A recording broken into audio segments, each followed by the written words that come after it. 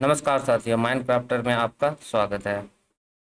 आज हम लोग फिर ए एन डी आर्टिकल्स के बारे में जो पढ़ रहे थे उसका एक और एक्सरसाइज करते हैं। पहले एक बार रिवाइज कर लेते हैं। जैसा कि हम लोगों ने स्टार्टिंग से देखा था, आर्टिकल कितने टाइप्स के होते हैं? दो टाइप्स के। एक होते हैं डेफिनेट आर्टिकल और एक होता है इनडेफिनेट आर्टिकल। डेफिनेट और इनडेफिनेट। द होता है डेफिनेट आर्टिकल और ए और एन होता है इनडेफिनेट आर्टिकल्स। ठीक है, शॉर्ट में जाते हैं अभी। ए एन दोनों का मतलब होता है एक। तो यूज कैसे करना है? सबसे पहले क्या देखना है? नाउन। और नाउन कैसा होना चाहिए? काउंटेबल या अनकाउंटेबल। अनकाउंटेबल हुआ तो क्रॉस लगाएंगे, काउंटेबल हुआ तो ए और एन दोनों में से कोई एक होगा। फिर नेक्स्ट स्टेप चेक करना है कि नाउन सिंगुलर है या प्लूरल। अगर सिंगुलर है तो ए और एन लगेगा, प्लूरल है तो क्रॉस लगेगा। ठीक है। एन कहाँ यूज होगा? एन यूज होगा वोवेल साउंड। फिर से रिपीट कर रहा हूँ, एन यूज होगा वोवेल साउंड, ना कि ए ई आई ओ यू। वोवेल साउंड अ आ ई ऊ ऊ ए ओ औ अंग इससे बना हुआ। टोटल कितने होते हैं? 20 वोवेल साउंड होते हैं। इसका मैंने आपको लिस्ट भी दे दिया था। अच्छा, द का यूज कहाँ करना है? जो दुनिया में एक हो या किसी इंस्टीट्यूट या कहीं कोई पर्टिकुलर पदवी हो उसमें भी एक हो। ठीक है। अगर स्टोरी की बात करें, स्टोरी में अगर सेम नाम दोबारा आए वहां पे भी हम लोग क्या करेंगे? पहले नाम के साथ तो ए एन दे, अगर काउंटेबल और सिंगुलर हुआ तो दूसरे नाम के साथ द लगाएंगे। द मतलब होता है कोई चीज स्पेसिफिक जिसके बारे में बात कर रहा हो। वो आप भी समझ रहे हो किस टॉपिक पे बात हो रही है और मैं भी समझ रहा हूँ, तो वहां पे द कह के आपको बताऊंगा कि अच्छा ये चीज है, इस टॉपिक पे बात हो रही है। ठीक है। जैसे अगर मैं बोलूंगा उस स्कूल की फीस बढ़ा दी, तो उस स्कूल की अगर मैं बोल रहा हूँ तो अगर सामने वाला जान रहा है तो द स्कूल हो गया। हाँ, स्कूल की फीस बढ़ा दी गई तो कोई भी स्कूल की फीस बढ़ा दी जा सकती है, वहां पे अ स्कूल। तो इस तरीके से चलिए एक्सरसाइज के माध्यम से समझते हैं। ये वोवेल साउंड था और ये हमने लास्ट टाइम एक्सरसाइज किया था उसी का एक्सटेंडेड पार्ट में। Dash day when the result of class 6 was declared, comma all boys and girls were nervous. ये किसी पर्टिकुलर स्कूल की बात कर रहा है, नहीं तो। और किसी पर्टिकुलर डे, कौन सा डे? जिस दिन रिजल्ट आउट हुआ। तो आप ही बताओ, अगर पर्टिकुलर डे की बात कर रहा है ए एन लगेगा या द लगेगा? तो आप कहोगे सर द लगेगा, क्योंकि पर्टिकुलर डे की बात कर रहा है। The day when result of class 6 was declare, comma all dash boys and girls were nervous. जो बॉयज और गर्ल्स है जिसका रिजल्ट आने वाला होगा वही, तो पर्टिकुलर बॉयज और गर्ल्स की बात कर रहा है तो all the boys and girls were nervous. Vicky was dash sincere boy. तो सिंसियर बॉय मतलब जो कि गंभीर रहता है, कोई पर्टिकुलर चीज में ध्यान देता है। तो सिर्फ विक्की ही एक सिंसियर बॉय हो सकता है? नहीं, और सारे हो सकते हैं। तो यहाँ पे द तो लगेगा नहीं, तो ए या एम तो डिसाइड करेंगे इसके साउंड से। साउंड आ रहा है स, सिंसियर का साउंड स। और चूंकि बॉय कितने हैं? एक है, तो सिंगुलर नाउन हो गया। फिर हमने देखा काउंट कर सकते हैं, सिंगुलर नाउन हो गया तो ए एन लगाएंगे। साउंड आ रहा है कॉन्सोनेंट का तो लग गया a. Vicky was a sincere boy, he expected dash excellent result. आप मुझे बताओ, ही एक्सपेक्ट कैसा रिजल्ट वो एक्सपेक्ट कर रहा है? एक्सीलेंट। तो एक्सीलेंट रिजल्ट है तो हमें क्या लगाना चाहिए? ए एन या the. He expected the excellent result. The excellent, excellent define थोड़ी ना। कहते हैं ना कि एक अच्छा रिजल्ट आए, एक अच्छा, जब हिंदी बोलते क्या बोलते? एक अच्छा रिजल्ट आए। तो इस सिनेरियो में हमारा ए एन लगेगा। एक्सपेक्टेड का साउंड क्या आ रहा है? एक रिजल्ट तो है नहीं, रिजल्ट है तो ए भी आ रहा है, रिजल्ट है तो क्या लगेगा? A N. He expected an excellent result. Ritu study diligently, मतलब पूरी ध्यान धैर्य से ध्यान से वो पढ़ाई की। She was also dash girl, कैसा girl, hard working girl. She was also hard working girl, वो तो दुनिया में एक है नहीं हार्ड वर्किंग गर्ल, बहुत सारे हो सकते हैं, तो या तो ए लगेगा या तो एन लगेगा, क्योंकि गर्ल है सिंगुलर, नाउन यहाँ है और ये हमारा एडजेक्टिव है। तो हार्ड वर्किंग का साउंड क्या आ रहा है, हाँ कॉन्सोनेंट, तो क्या होगा, he was also a hard working girl dash Ritu's father. The Ritu's father, नाम के साथ कभी द लगता नहीं, क्रॉस। ऋतुज फादर, ऋतु के तो एक ही पिता है, तो हा लगाएंगे मतलब ऋतु के और पिता है तभी तो। हाँ तो ना तो ए लगेगा ना एन लगेगा, तो क्या लगेगा, cross. Ritu's father was also waiting outside the class, देख रहे हैं क्लास के बारे में यहाँ पे बात किया है। अब बार बार जब भी क्लास आएगा तो आप ध्यान दीजिएगा, द क्लास लिखाएगा, मतलब उसी क्लास के बारे में बात कर रहा है जहाँ पे रिजल्ट का वेट हो रहा है। After dash while, after a while, ये तो हमारा क्या है, फ्रेज है, आफ्टर अ वाइल कुछ समय बाद।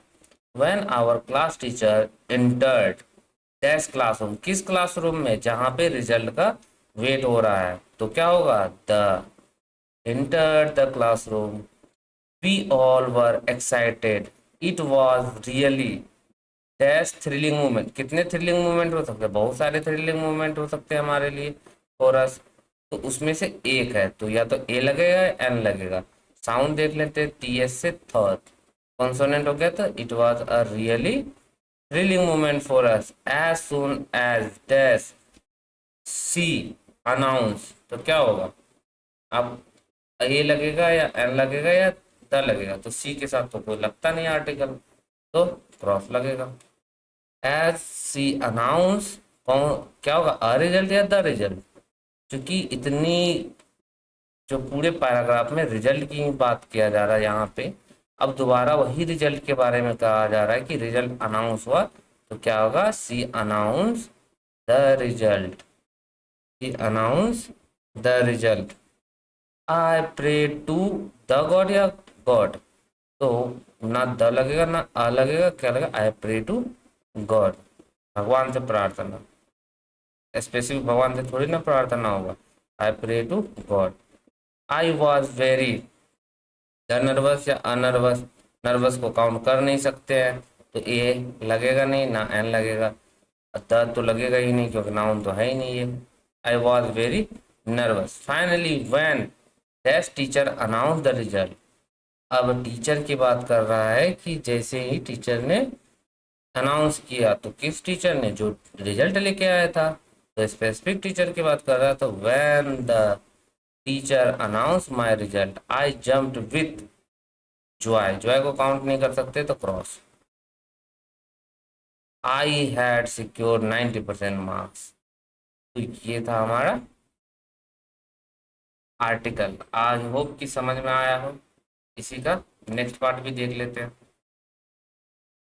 एक दो कर लेते हैं।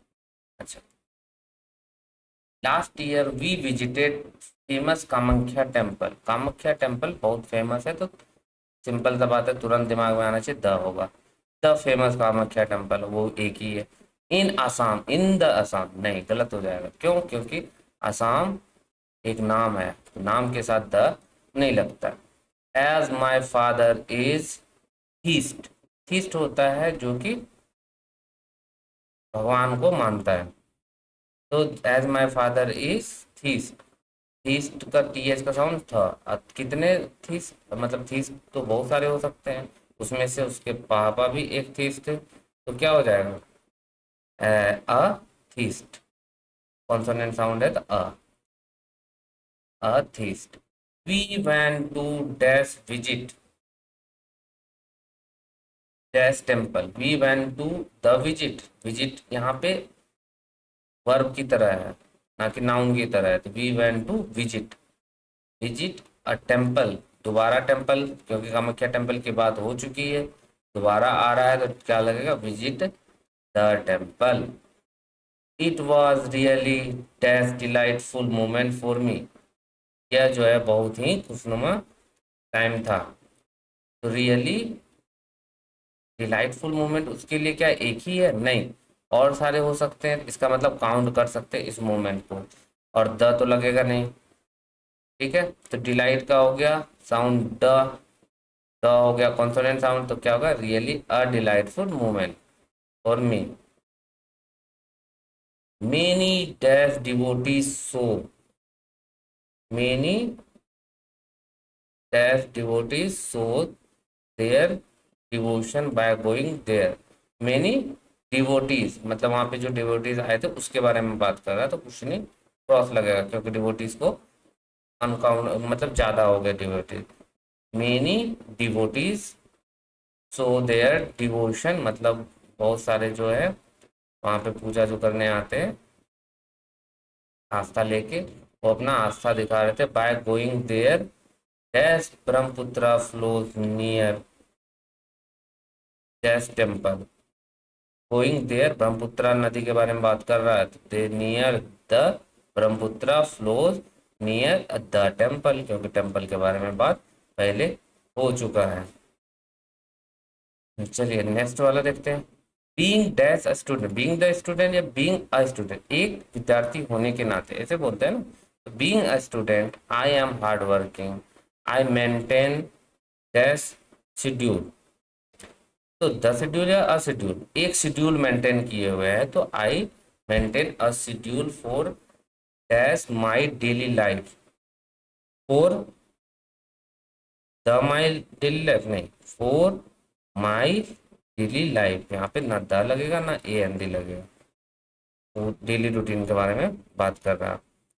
माई mother is dash working women, देखिए वुमन जो है कितने, एक है, इसको काउंट कर सकते हैं। माई मदर इज एक काम करने वाली औरत है, तो वर्किंग का साउंड आ गया, वो कॉन्सोनेंट आ गया, तो अ। द इसलिए नहीं लगेगा क्योंकि इसके बारे में पहले बात नहीं हुई है, पहली बार हो रही है बात।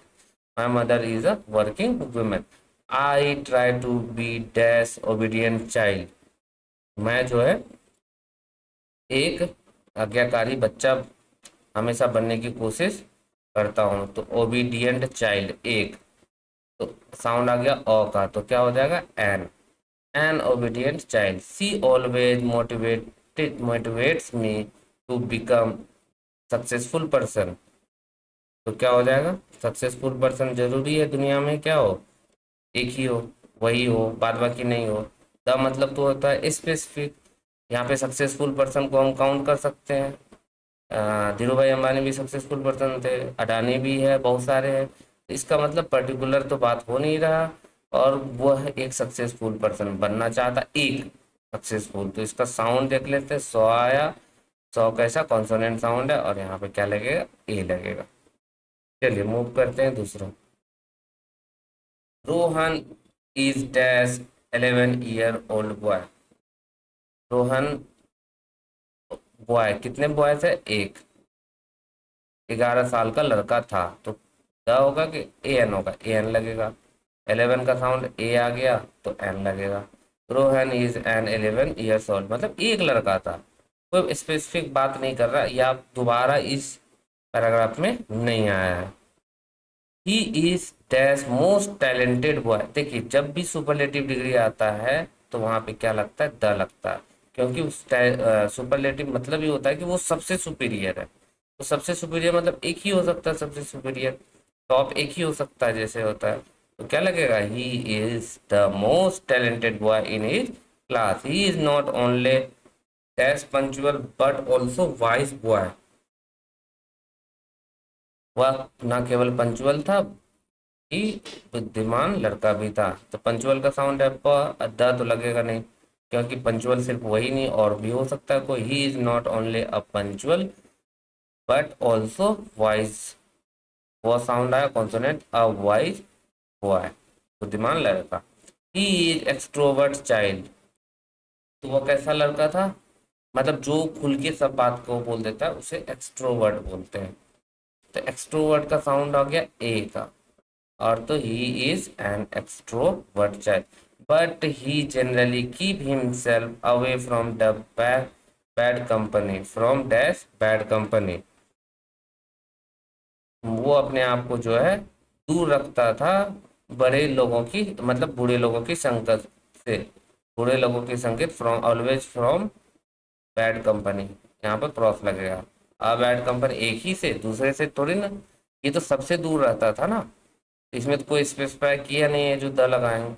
अब बैड कंपनी अगर रहता है कि एक बैड कंपनी से दूर रहते हैं, दूसरे के साथ रहते हैं तो कोई बात रहता है, यहाँ पे तो है कि वो दूर ही रहता था, ना द लगेगा ना एन लगेगा। तो ये था हमारा आर्टिकल से रिलेटेड कुछ भारतीय पब्लिक स्कूल के जो एक्सरसाइज बुक दिया गया उससे लिया हूँ मैं। स्टैंडर्ड बुक है, अच्छी बुक है, आप लोग भी इसकी प्रैक्टिस कीजिए ताकि आर्टिकल को इजी मत समझिए। जब भी ये पैराग्राफ में आता है ना तब आपको मुश्किलें पैदा करेगी। और जो पुराने टाइम में पढ़ाया गया है कि vowel A E I O you, पता नहीं बुक में तो मैंने कभी देखा नहीं, टीचर ने कैसे पढ़ाया है पता नहीं। तो वोवेल साउंड को देखना है, ना कि वोवेल वर्ड को। तो चलिए मिलते हैं नेक्स्ट वीडियो में किसी और टॉपिक के साथ, या आर्टिकल का ही कुछ रहेगा, या इंग्लिश के कोई और टॉपिक्स के साथ, टेंसेस हैं। तब तक के लिए बाय बाय, जय हिंद।